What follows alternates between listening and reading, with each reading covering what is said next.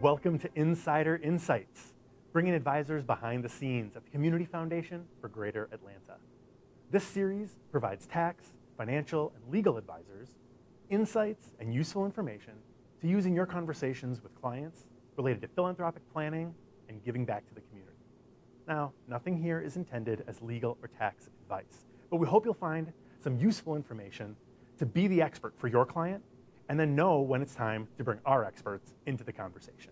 And today, we're talking family services with two of our philanthropic officers, Gerard Fleming and Sydney Wise. Obviously, there's a lot that could be said about donor-advised funds. We're not going to be able to cover it all today.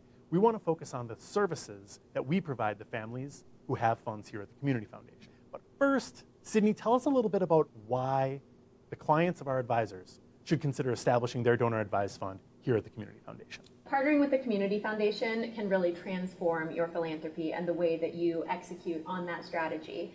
You can get that immediate tax break up front when you make your gift into the Community Foundation and establish your fund, and then work with the Community Foundation staff who are trained in helping you figure out exactly what your philanthropic strategy should be.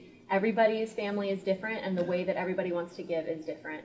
And what about accepting complex assets? One of the best things about working with the Community Foundation is that we can accept virtually any type of an asset as a charitable donation. We've worked with donors to accept assets of art, real estate, business interests, and all of those things are things that we can work with you and your professional advisor to understand the details and figure out how a charitable piece can be incorporated into that.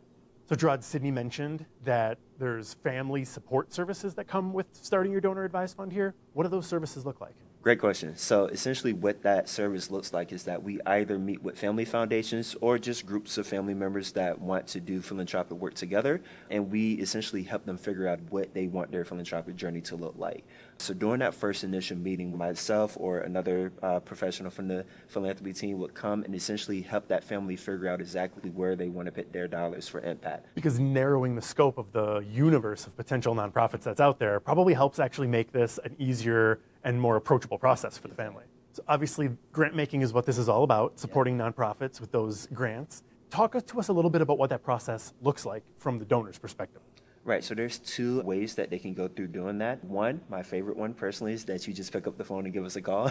We love to talk to our donors, and one of the major times that we communicate with them is about the grant making process, and we're able to submit that grant for them in real time. And that second option is going through our donor portal. Online, they have access to that 24 hours a day, 7 days a week, where they'll be able to make that grant on their own, at their own leisure.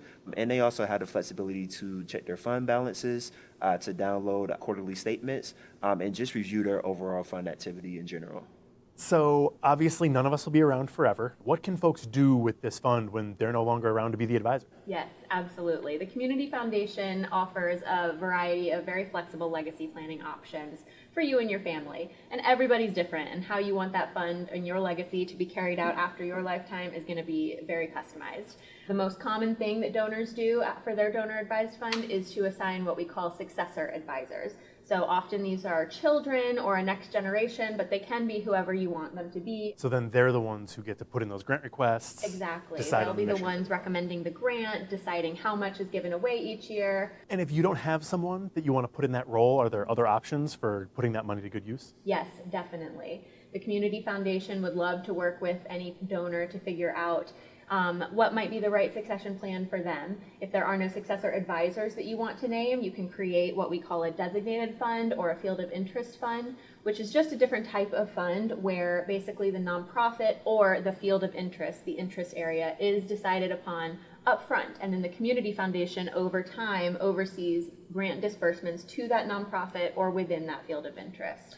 So that's a lot of information. I hope you found some useful insights there from our philanthropic officers, Gerard Fleming and Sydney Wise.